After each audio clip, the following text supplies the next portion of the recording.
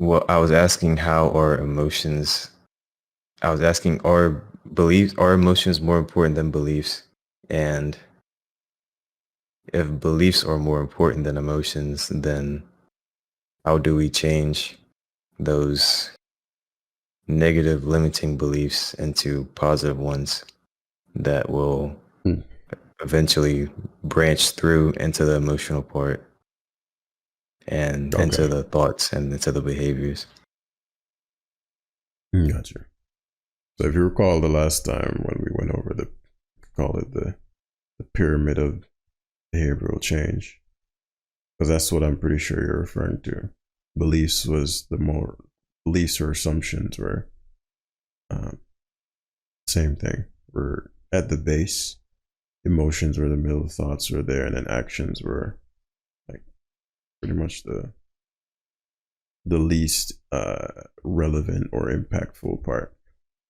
And so we described it as you could think of the belief level right here, which we're going to put B, an emotional level, and thought level, action level. You could think of it as belief level is like ice, emotion level is like what we think of liquid water, what we think of as water.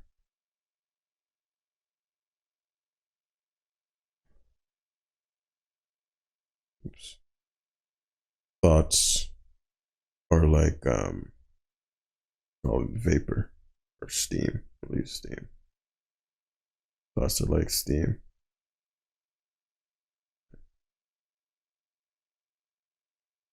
And that's where we're gonna stop it. Actions are just the output of these.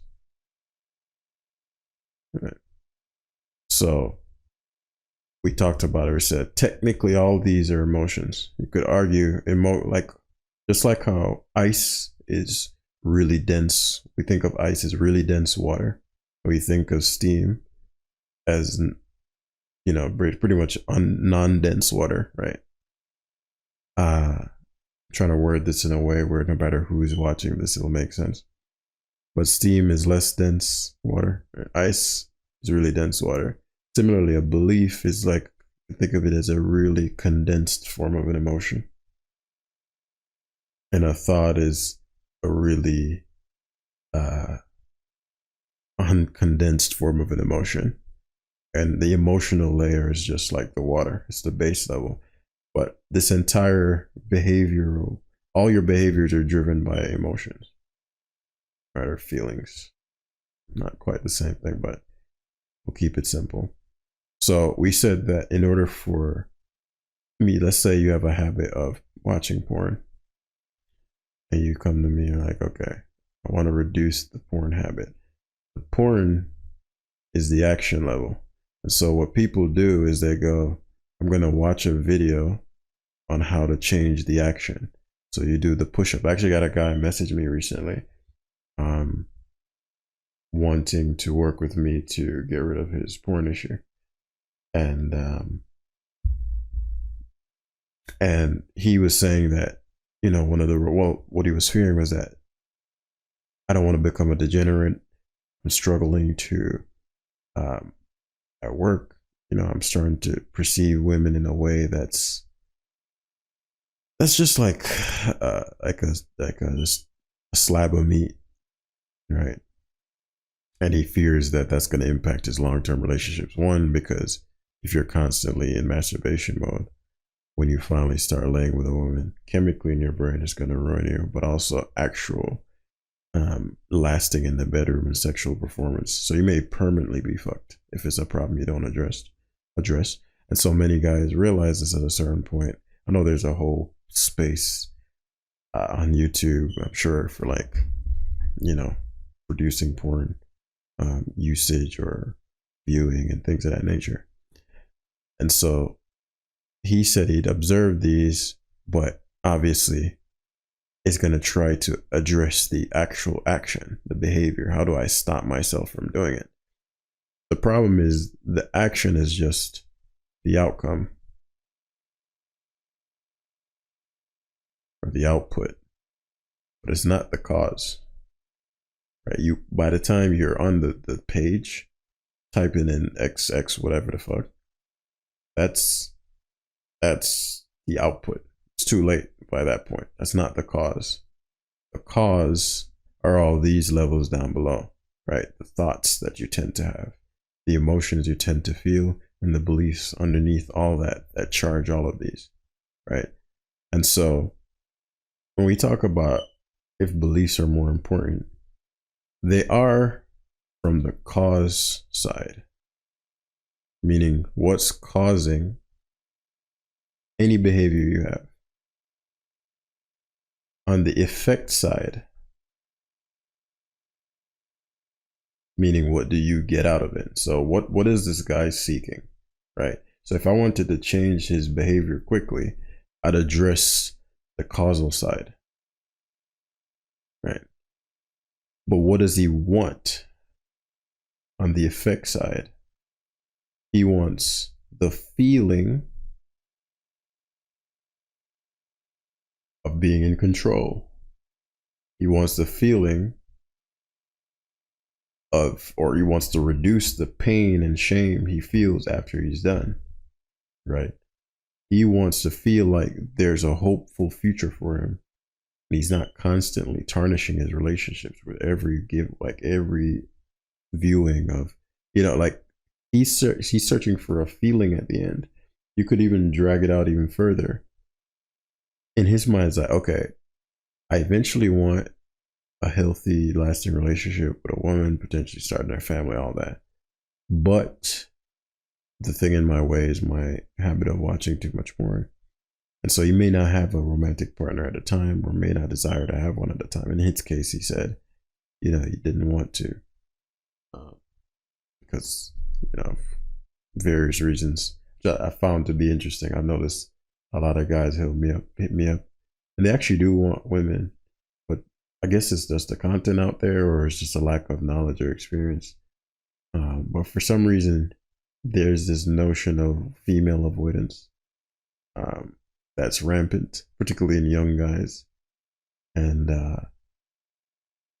having worked with so many dudes,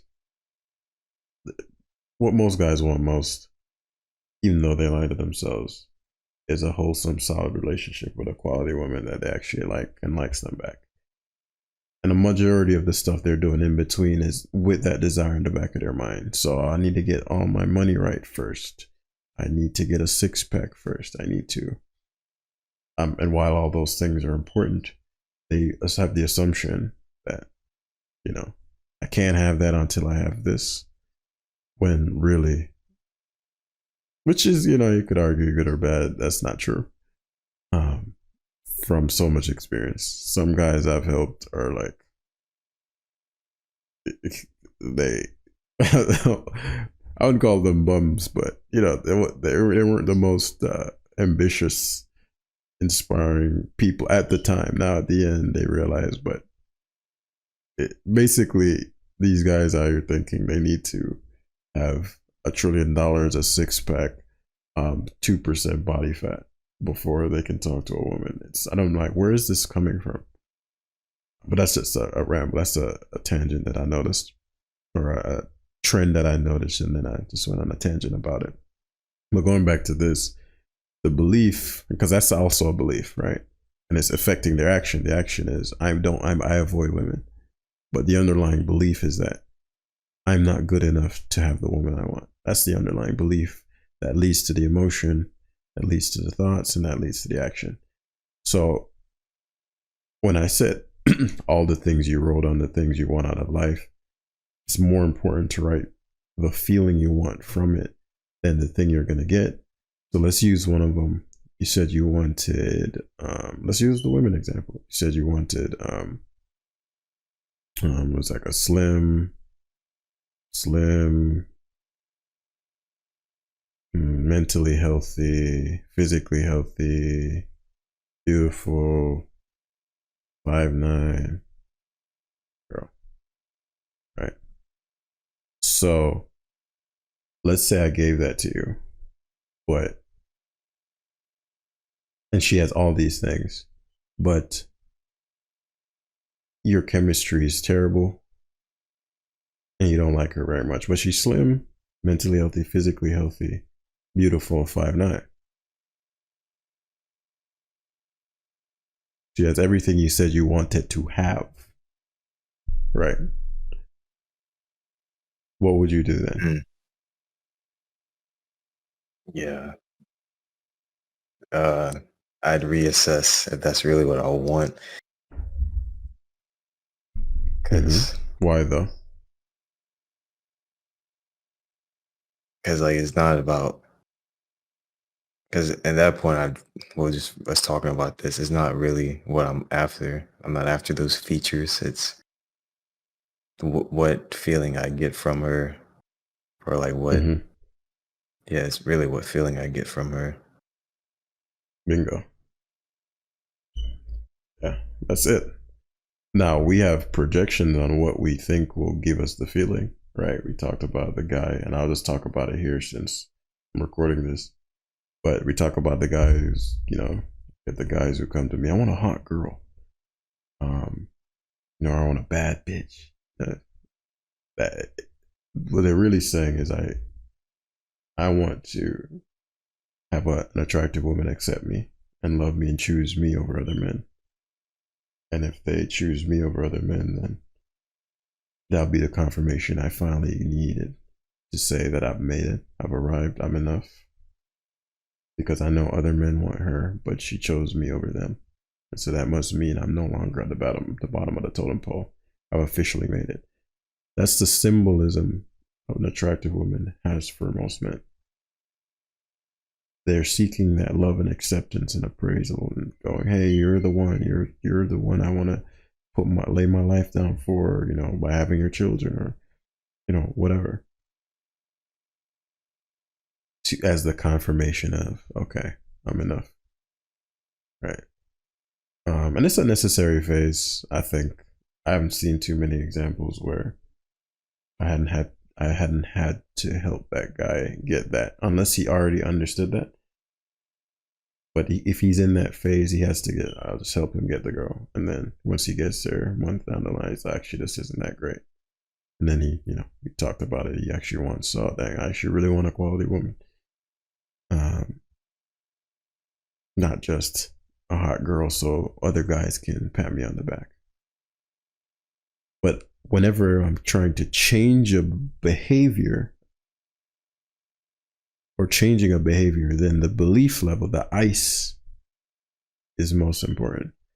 But when we're talking about what you want to get, the feeling is most important.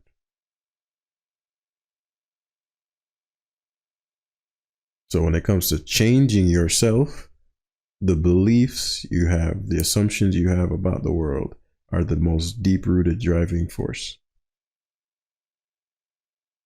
But when it comes to what you want to gain and grow into and become, it's more important to focus on the feeling you want to have. Because just like the example with the woman, if you went, I want a woman that I have great chemistry with, I'm really attracted to, and just I can build an amazing relationship with, then she might not come in that package because you've given reality room to give you the feeling you're looking for. And so she might be the complete opposite of this, but the way you feel with her is unmatched. Does that make sense? Yeah.